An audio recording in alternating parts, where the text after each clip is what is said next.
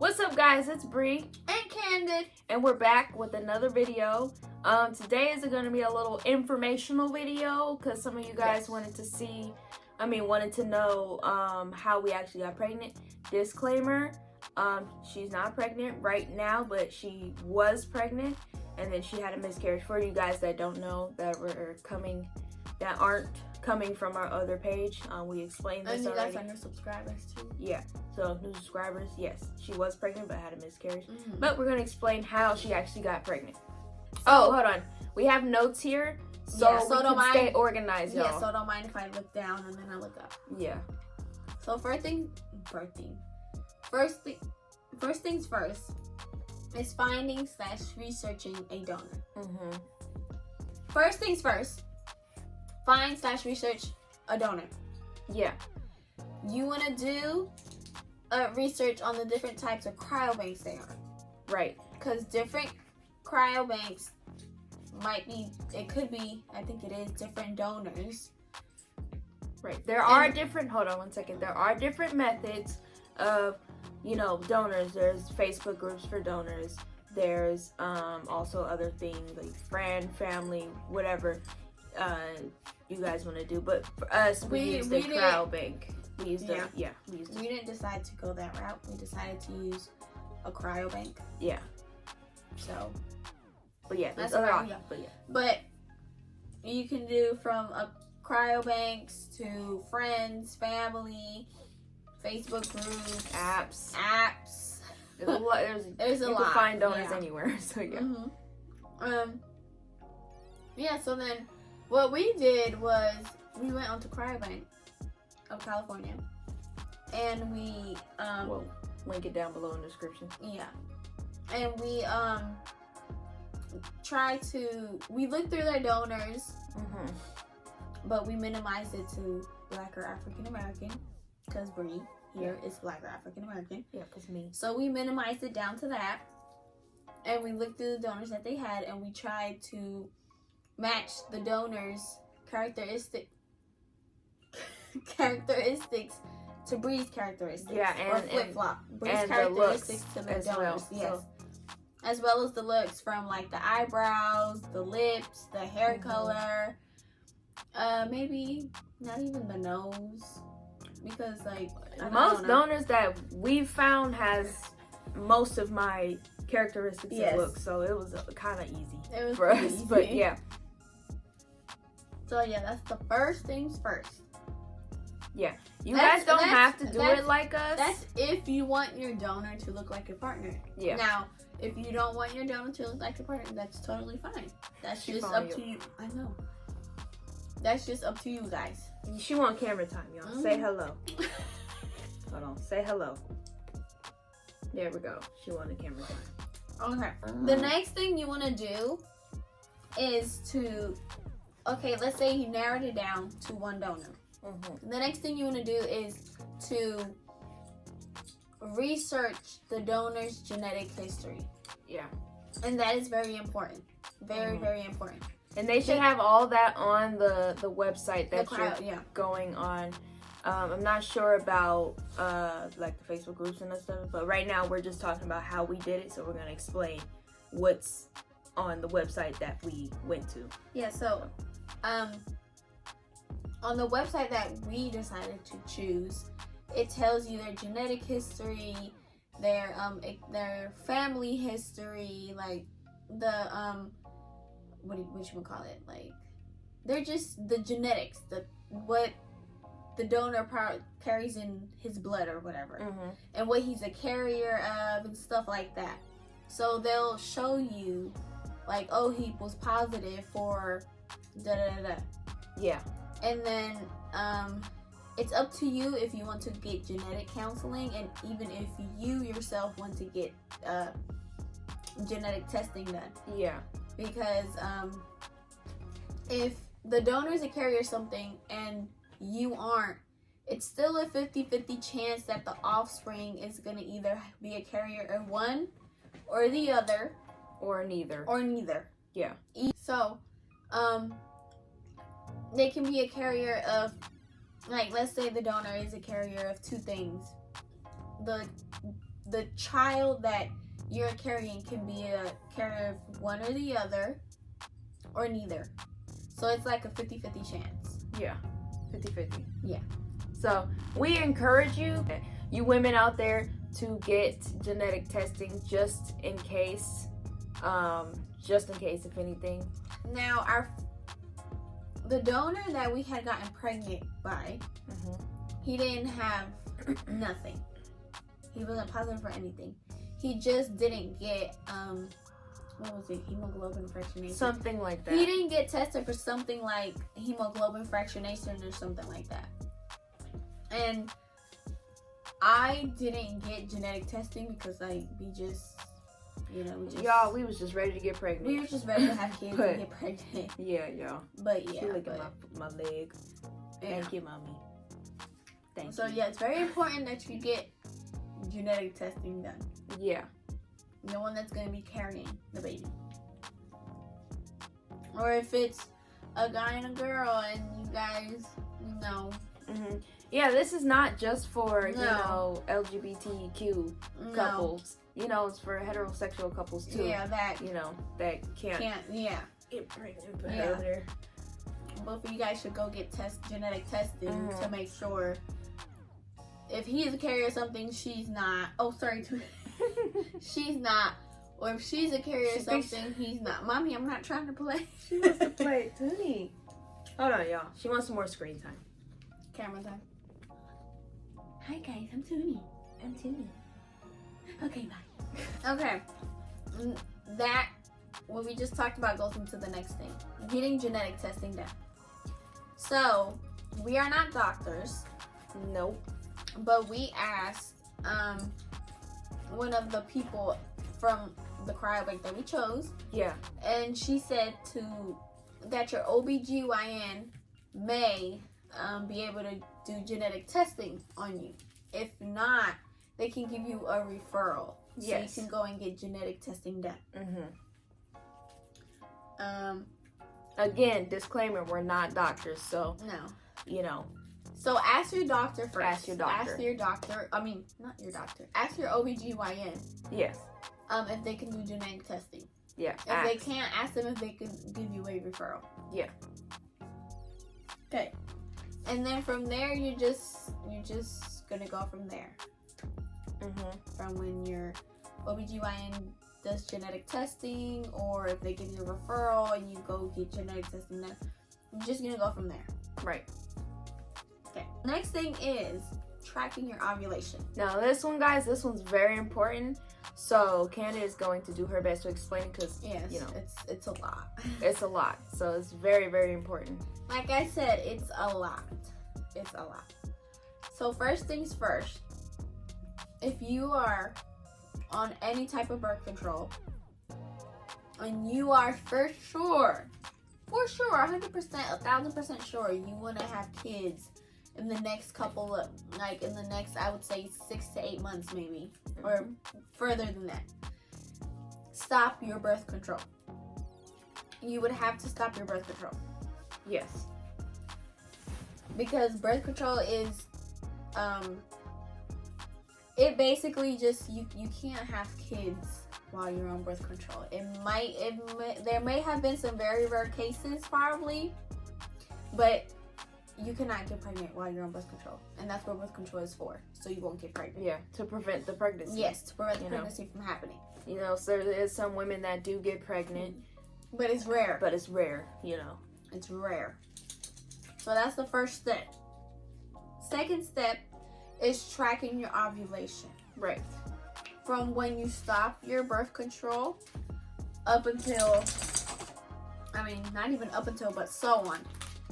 You want to track it for a couple of cycles.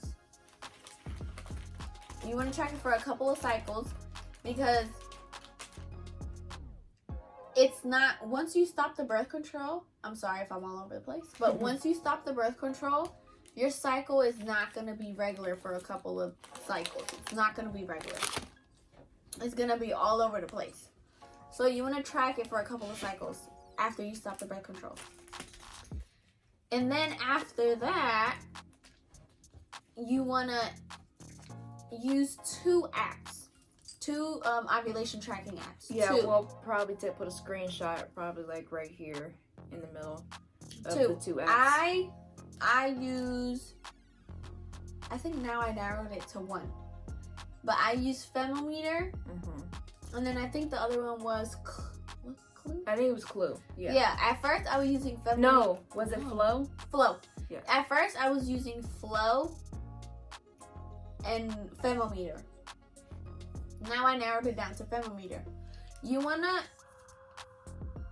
go with the one that's closer to the one that gets it about right of when you're gonna when you're gonna be peak, or when you're gonna start ovulating, or when you're gonna start your period. You wanna go with that one, the one that's closest to that, telling you when you're gonna get your period, ovulation, and whatnot. So we're gonna show you guys the ovulation strips that we used. Well, me. That she used. Me. So these are the strips. They're called Pregmate. I'm not sure if you guys can see that. There we go. It's called Pregmate, and it looks like this. These are just the strips that we also use. Okay, these will not tell you. Here we go. These will not tell you when you're high or low, right? It only tells you peak. It tells you when you're not ovulating and when you are. Yeah, it tells you when you're not and when you are. We also used. It doesn't tell you when you're high. No, it just tells you when you're not ovulating and when you're ovulating, when you're peak. So these ones right here, these ones, the clear blue ovulation. Let me open one. Don't worry, we have a bunch. Yes. Let me open one. Hold on, y'all. Here are good for You can either pee on it, or you can put the stick in there, and then dip it in a cup where you peed in, and then put it in there. Yeah, you can do either or. So how it looks, and then you just take this off. You can pee on it. Yeah. There's a little white thing right there. Or you can dip it. Or you can dip it in some, and then make sure you put the cap back on. Yeah. But yeah, so these ones are good for showing the peak. So the peak, explain what the peak is. So peak is, I don't know how to really explain it, but peak is when your egg is about to drop. So when you get peak, when you're testing for your ovulation and you get peak, your egg is going to drop within the next, I believe it's 12 to 24 hours. So once you get peak, that's the time, that same day is the day you want to inseminate. Yeah, the next day. Once it's a solid happy face on these. Because those, just a circle with no happy face or nothing, it means you're not ovulating. A happy face, a blinking happy face is your high. Your ovulation is high. And then a solid happy face is your peak. Your peak. Yes. So once you get peak, you want to inseminate either that night and or the next day in the morning. Yeah. But you have to stay between that, or was it 7 to 12 or 7 to 24? It was a 12 to 24 hour window. Yeah, so you want to stay in between that 12 to 24 hour window. Yeah, and we'll get to how we do that. Yes. Yeah. So next is checking the vial types, the prices, and the shipping costs. Right. So there's a couple different types of vials. There's IVF vials, IUI vials, ICI vials, etc. Yeah, we'll pop them right here. Yeah. So the one we use, which is more suitable for at-home insemination, is ICI. That's the one we use. And that stands for, I think, intracervical insemination. Yeah, she said it before. You didn't get it out of my mouth. But yeah. But you can use the other vials as well for at-home insemination. It's just we chose to use those. The ICI, I meant, not those. The ICI ones. Oh! Really? Excuse me. Oh, she even jumped off my shoulder. But just to make sure that you can use the other vials for at-home insemination, check with your cryobank before you proceed to buy any vials. Yeah, so just give them a call and ask me, like, can I use this for at-home insemination? Yeah, can I use this vial for at-home insemination? They'll tell you yes or no. Yeah. because once again, we are not doctors. we don't work at the cryobank, so we just want to make sure that you guys are taking the right steps to the insemination as well. Next is the cost for the vials. Whew. The cost for the vials. For the vials we chose. It's $14.95. Yes. It went up. It went up. It was actually... I think that was inflation. Yeah. It went up. Mm-hmm. And we were like, God damn. Yes. Literally. Like, Jesus. But it varies each cryobank you go to. Mm-hmm. So we use Cryobank of California. There's other cryobanks out there like Fairfax. Yeah, Fairfax Cryobank. There's a couple other ones. Yes. Just Google it and you'll figure it out. And it varies. Like I said, if you're using a family member or a friend or, you know, groups or anything, that's in a totally different, you know, video. We're just talking about our experience and what we use and stuff like that. So, but for the cryobanks, it varies each cryobank. So it might be cheaper to one cryobank and it might be more expensive than one. Yes. Right now, California cryobank. And that's just for one vial. One vial, yeah. $14.95 for one vial. Yes. Now the shipping on top of the $14.95. The shipping is around, I would say, $200 to $300, and that's because they ship it in this huge tank.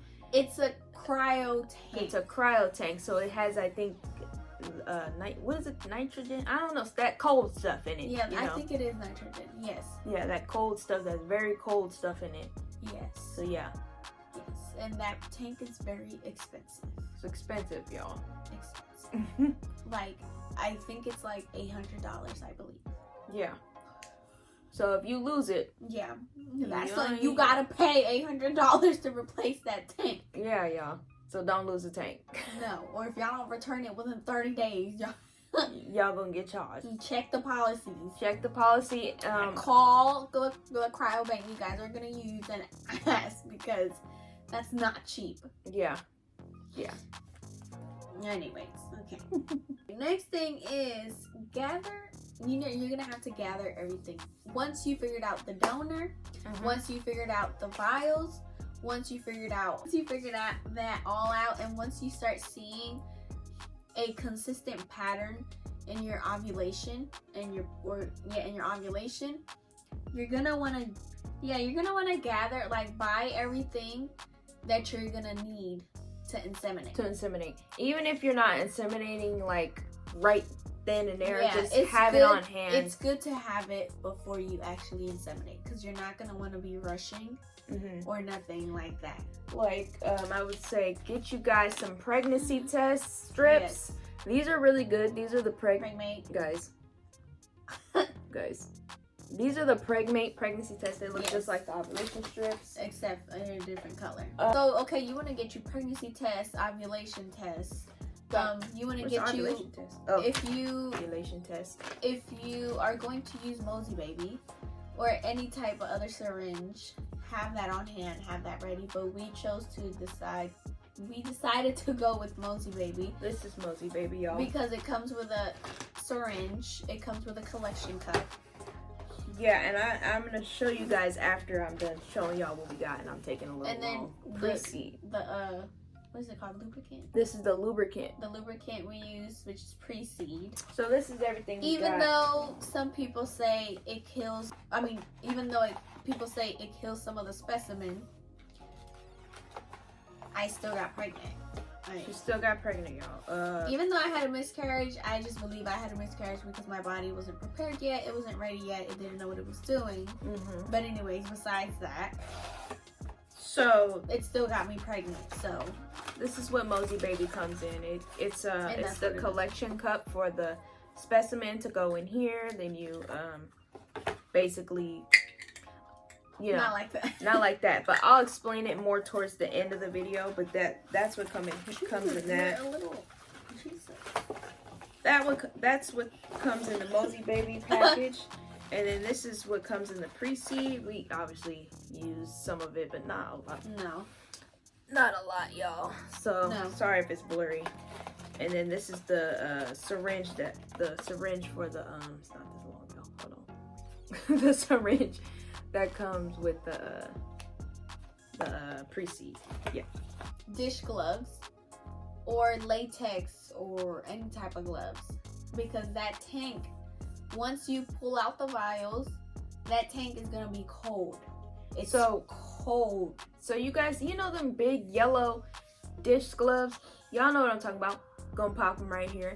The big yellow dish gloves. And then the latex gloves is for if you don't want to touch if you don't want none of the specimen to get on your hands while you're inseminating. Yeah, that's just a small little clear or white gloves. Clear, white, blue, whatever. Yeah, so 2 pairs of gloves, basically. Yes. Oh, and then your comfortable area. And make sure that it's ready. Or you know at least where you're going to be laying at to be comfortable and stuff like that. For the person who is going to get inseminated. Yeah.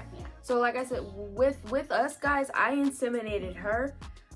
There is women out here that inseminate themselves. Still, make yourself comfortable on the bed or couch, chair. I don't know, wherever you want to sit. Just make sure you're comfortable. Got a movie going, candles, whatever. But I inseminated her. Relaxing music, binge watching something. I don't know. Just make yourself comfortable. Get in the mood. Set the mood for you, so you're nice and comfortable. I inseminated her, so it was a little different. I applaud the women that inseminated themselves, because I can't. I couldn't. I can't do that. No. Yeah. No. Getting prepared for shipping. For shipping the vials. Right. Okay. So what you're going to want to do is, after a couple of cycles, like a couple of months afterwards, you're going to want to, and your ovulation has been consistent, and your peak has been consistent, your peak day has been consistent and whatnot. You're going to want to call your cryobank, like, I would say at least a week in advance. Yeah, at least to 2 weeks max. Because to get it, if you want to get it overnight, it's going to cost more than 200 and something. I think it costs around about like 300 something and up to get it overnight. And I with the prices that they have, that's a lot.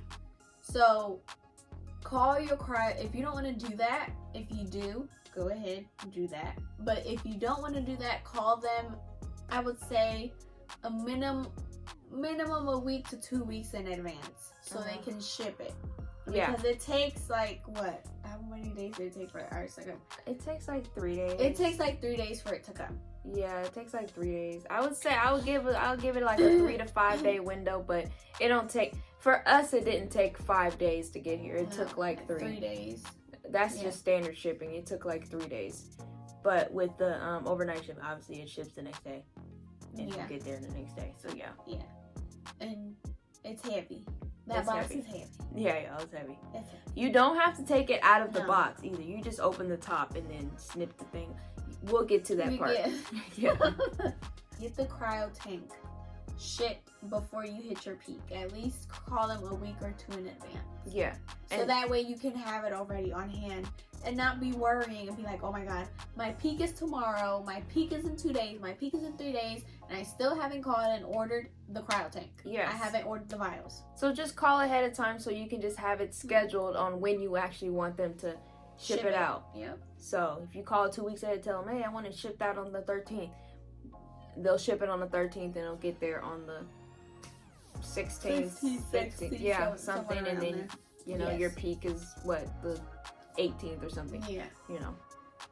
You get the gist of what I'm saying. So now it's just for you to wait. Now, honestly, it's literally just waiting for your peak, peak day to come. You're already scheduled, or you're already planning on getting the vials, the vials shipped. Like a week or 2 in advance. Yeah. So you guys just have to wait for your peak. Once your cryo tank is there, you just have to wait for your peak to come, and then you guys will be ready to inseminate. Yep. Yeah. Okay, so when the tank arrives, you're gonna receive papers about the donor that you chose. Yes. their information, their genetic testing summary, the donor number, all of that. And then with our cryobank, they send us a like small regular syringe. Yeah. It just comes with it. And we forgot to say, guys, you don't have to use MOSIE baby or anything like that. That's just what we chose. That's what we chose. That's what we inseminated with. Yeah, that's what we use. It's not that one. We didn't use that one. Yeah. We didn't use we didn't use this one. No. Yeah, that's just for show. Yeah, but yeah, they have little silver syringes, like little tiny syringes on Amazon and stuff. Also, our cryobank actually sent us one of those little tiny syringes. I don't know where's that though. As well, I don't know, but those little tiny syringes that they're like very they're really small, so it can fit inside of the vial. That's why they're skinny like that. Yes. But we just chose this for reasons. We'll explain that more towards the end. Yes. So. Yes, just make sure that everything on those documents or those papers are correct, and that's the donor that you chose, and that's the donor number that you chose. Just go over the information or the summary. Sorry about that, guys. Okay, so once you want to check the papers, and then you're gonna want to cut the it's like a it's like a zip tie. It's a zip tie. Yeah. Make sure you put gloves on first, you guys. Put your gloves on first. Good cat. Put your gloves on first. Cut the zip tie. Open the cryo tank. Take out the little thingy of it has vials. You don't have to take out the vial itself. No, it's like a little stick thing. Pull it up and make sure it's the donor's ID number. Yes. That you chose. And then put it back, immediately close it. Yeah. And then until you're ready to use. So you're ready to use it. Next is insemination day. Now I know you guys been waiting for this part, okay? Took us a minute to get there, but we're here now. So once you hit peak, and you have your vial or vials with you. Hold on, let me say something, guys. When you hit peak, your egg hasn't dropped yet. No. Your egg is going to drop 24 to 48 hours after peak. So that's what some people get confused about. We were even confused. We thought we thought peak was, the egg dropped. Yeah, that's what we thought. Until we had to do more research and watch more videos. Thanks to YouTube. Yeah. And the internet and Google. So yeah. And oddly enough, when we inseminated and I was pregnant, oddly enough, 2 of my eggs dropped. 2. And how we knew is because I decided to test for my ovulation the day after we inseminated in the morning. So the second day that we inseminated, I inseminated after that, and it said I was still ovulating. Yeah, and I wasn't supposed to. No. So that's how we know 2 eggs dropped, and I was pregnant with twins. Yeah. We were trying to deny it too until we saw that ultrasound, but that's another story time in itself. Yeah, that's a little separate story time.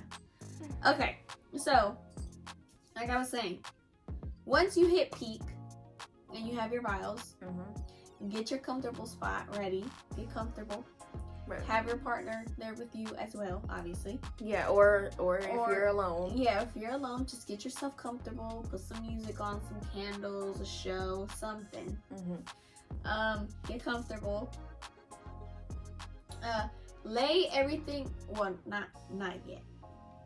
Well, no, yeah. Lay everything out before you lay out the vials. Lay out your MOSIE baby kit or syringe, whatever you're using.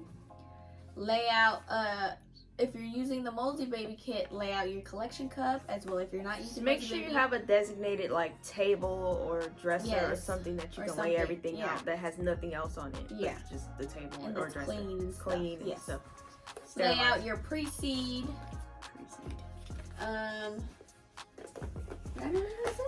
That's it.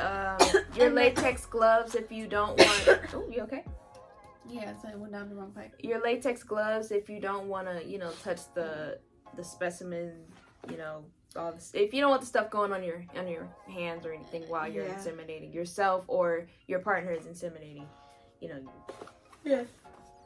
I have that on there. I have the big ones, the dish gloves, so that way when you open the tank, your hands you don't get frostbite. Yeah, I think that's what it's called. Yes. But yeah. So then after you have everything laid out, you want to go and open the cryo tank. You open the cryo tank. Then you pull out, I don't know what it's called exactly. It's like a metal like stick tray and thing. Yeah, it's like a metal stick tray, and all the vials, however many vials you decide to get, they're all in there. Right. So you take that out, the stick tray, vial tray, whatever it is called, and you take it out, and then you take out the vials. Take out one. No, one. We take out one. Take out one. So this is how we did it. We're gonna explain exactly how we did it. We took out, for the first day of insemination, we took out one vial. We took out one. Bree actually thawed it in her hand. No, I just set it on. She sat it on the designated area where we had everything laid out. On the paper, it said to unthaw it for 30 minutes. So I didn't want to hold it in my hand for 30 minutes. So I actually just set it on the table. I set it on the table, and then it unthawed for 30 minutes, and then it said... Hold on. No, yeah, you're right. But within that 30 minutes, we put a 15-minute timer on, because you have to inseminate the pre-seed 15 minutes before you're actually... Not inseminate the pre-seed. You're going to have to insert the pre-seed 15 minutes before you inseminate. So, we used about... Not even a lot, bro. We used about... It was like this. We used about like 3 grams or 2 grams. I think it was 2 grams. We used about like 2 grams. You can't really see that, but hold on. Let me see if I can get close, y'all. It's like a little clear line here, but we use about that much. Yeah, we used about that much. So basically what you do is you just twist this on Twist the cap off. Twist that on there. And then you're going to just push roll slowly. Yeah. Push it slowly and roll it. It says to roll it or something. Okay, yeah, you and roll then it this slowly. is gonna like push up and stuff like that. And you just do it to where we use like 2 grams. You can use 3 or 4, you can use whatever, as much as you want. Whatever is enough for you and your body. Yes, because you're supposed to match it to your CM. Yeah, your cervical mucus. Yes, you're supposed to match it to your cervical mucus. So yes. So you have to use this much, but we just used a little bit. We just used a little bit. And look, bam, I got pregnant. Yeah. Yeah. So then after, okay, the pre-seed is already inserted. Vial's already unthawed. Yeah, it's already unthawed. Next thing is, babe right here is gonna have the gloves on. Yeah.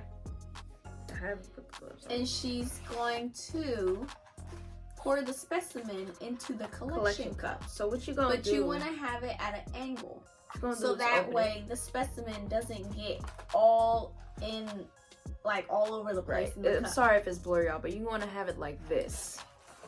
It's okay. Ooh, you want to have it like that. Okay.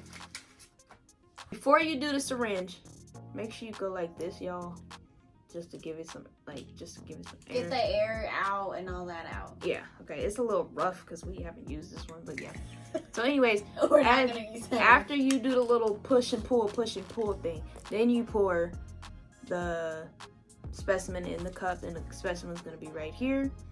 Then you're going to use this, and you're going to suck it up slowly, real slow, y'all. Really slow, really slow. I ain't going to do it slow, but yeah. Really slow. You should have about that much, depending on which vial you get. Or maybe ours was like a little bit like this. Yeah. And then if you see any bubbles, you're just gonna take it. You know, and if it's a little bubble at the top, go like that. That's what I was saying. If you didn't want to touch it, and stuff like that, and have anything, you know, if it's natural. But you know, I'm just saying, you know. But yeah, tap it. If a little bubble, just pop it, and then.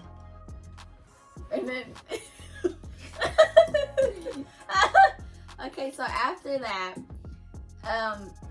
then your partner would proceed to insert it. So here is the whole. Well, it's a little big. So you just insert it slowly.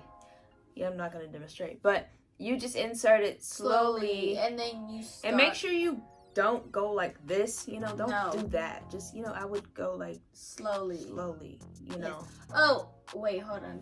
And then, but before you do that, I think your legs have to be not your legs, your hips. Your hips have to be up, I believe. Sorry, y'all, we forgot about that part. Yes, but it's okay. Your hips have to be up, not up, elevated.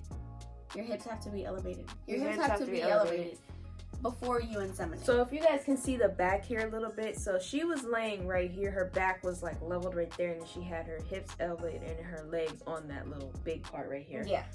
So yeah. So I ain't gonna demonstrate, but she had her legs up like this. So she was looking like this, y'all. But so yeah. So then it's when you insert the specimen slowly. Insert this slowly. It's supposed to stop at the cervix, so you can put it right here. Don't go further than this. No. Don't go further than this part, y'all. So stop right there. Cool. And then basically spread it in really slow. Little by little. So you don't want to go fast. No. Yeah, don't do that. Don't do that, because that's just Yeah, no. So I think it would come out.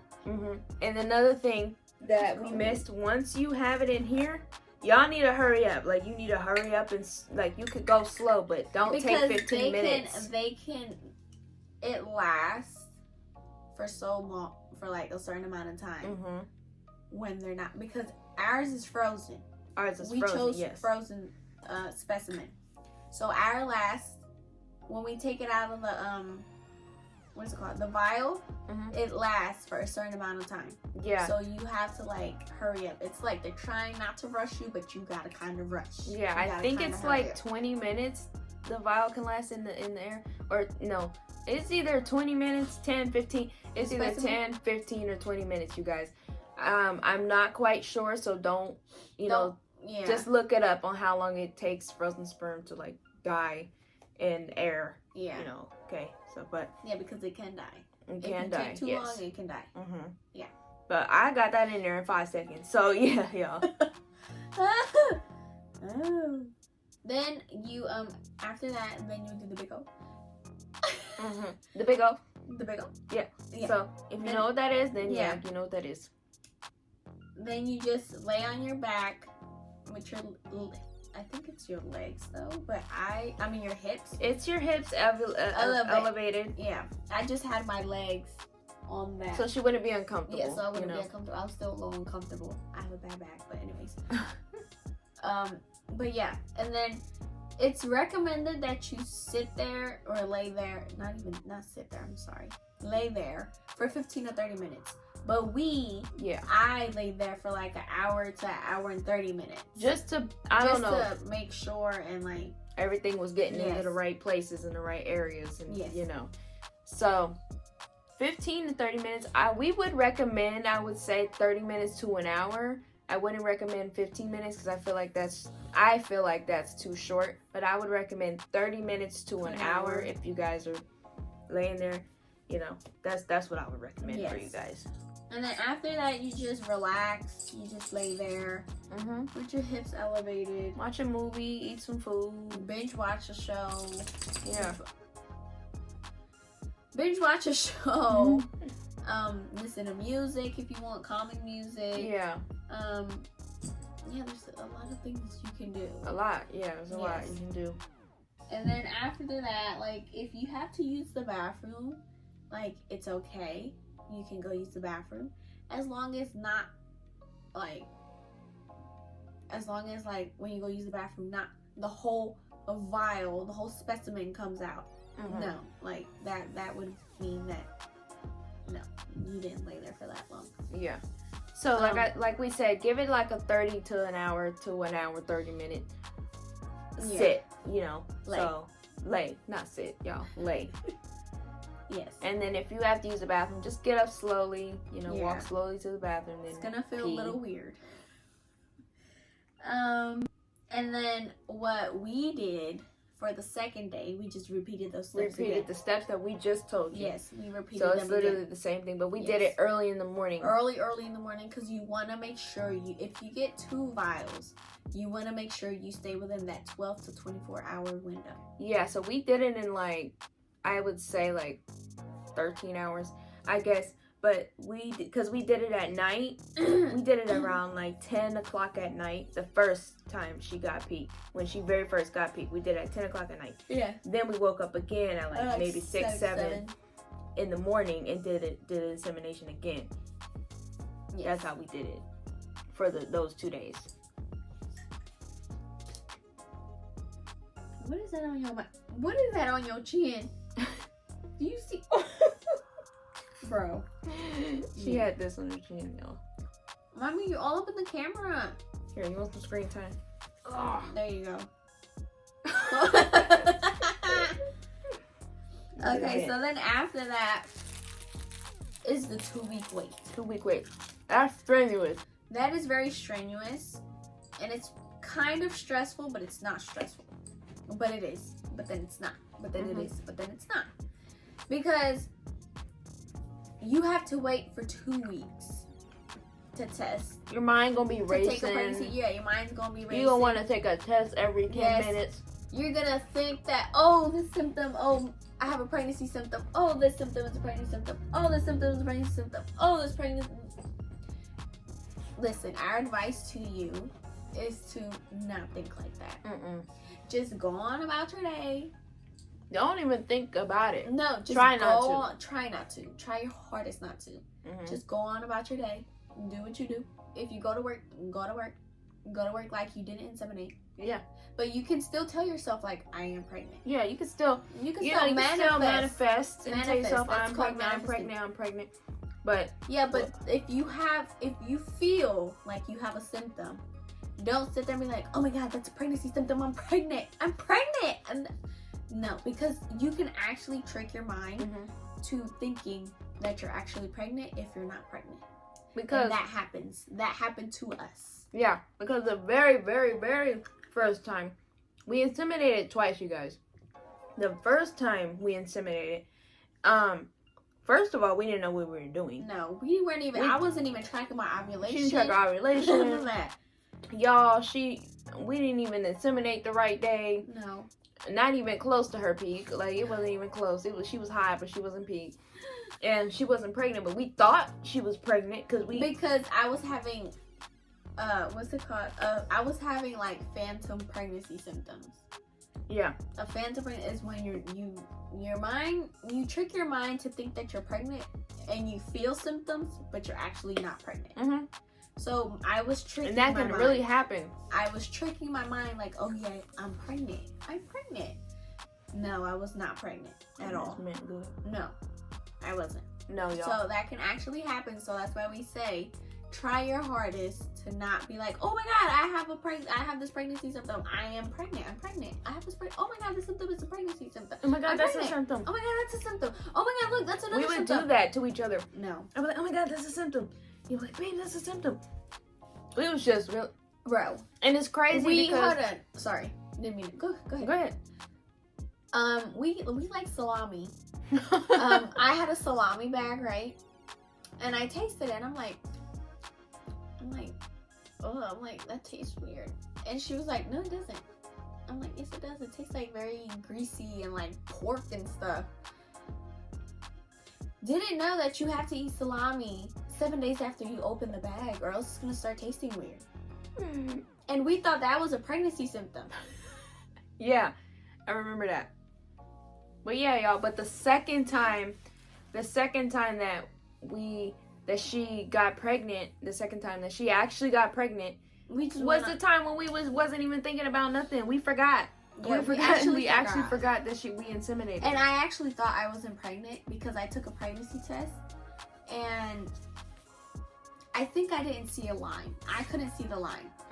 So then I was coming back into the room, and Bree was going into the bathroom to go use the bathroom. And she was like, oh, what is it? I'm like, I'm not pregnant. All right, I think I covered it up. And then she goes in the bathroom, and she's like, hold on. She's like, I think I see a line. Yeah. And I was like, what? I was like, I don't see no line. I didn't see no line. Yeah. It was a line, y'all. Like them very, very, very, very, it was a very faint line, but I saw that. I was looking all deep into it and stuff, y'all. But yeah, that's if y'all want a story time about, that, we can do a story time about that, how we found out and stuff like that. We could have been had 2 kids. We could have been had 2 For the kids first running around time. here. Yeah, for the first time. But it's okay, From y'all. the first time. We are gonna try again. We just, don't know when. We No. gonna try again, y'all. Though. Yeah. Yeah, we are gonna try again. But that's gonna be the end of this video. It's gonna be long, so I hope you guys watch. So yeah, it's gonna be long. I'm not gonna lie, it's gonna be long. It's informational for you guys. Yeah. For anyone out there that is trying to have some kids who can't, whether it's part of the LGBTQ community, whether it's a heterosexual couple, it don't matter who kids who can't or anything, Yeah. So here you go. Here's a video, and we hope we helped in some type of way. Yes. You got blurry. Oh, or answer some questions. Yeah. If you guys have any questions, just comment down below or DM us on our Instagrams. I link our DM. I link our DMs. I link our Instagrams down below. Mm-hmm. You can DM us or comment down below in the YouTube comment section, and we'll be happy to answer any of you guys' questions. Yeah. Mm-hmm. So make sure you guys leave a like, comment, and subscribe. Turn on post notifications so you get notified every time we post. And we'll see you guys in the next video. Bye.